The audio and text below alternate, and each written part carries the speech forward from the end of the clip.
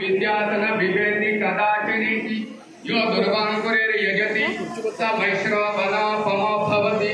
यो larger यजति स यशोवान भवति स मेधावान भवति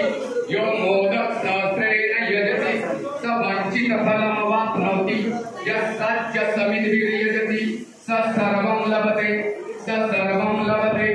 अष्ट ब्राह्मणान् समग्राहीत्वा सूर्य वर्चस्वी भवति सूर्य रहे महानद्यां प्रतिमा सन्निधोवा जपत्वा चित्त मंत्रो भवति महाविघ्नात् प्रमुच्यते महादोषात् प्रमुच्यते महापापात् प्रमुच्यते स सर्वविद्भवति एवं वेद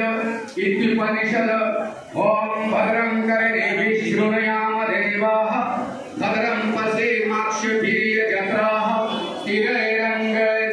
स्थिरैरङ्गैर्जुष्टुवासस्तनूभिः व्यशेम देवहितं यदायुः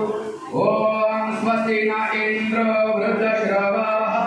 स्वस्ति न पूषा विश्ववेदाः स्वस्ति नस्तारक्षो अरिष्टनेमिः स्वस्ति न बृहस्पतिर्दधातु ओम सहना भवतु सहनौ भुनक्तु सह वीर्यं करवावहै तेजस्विनावधीतमस्तु मा विद्विषावहै ओम शांति।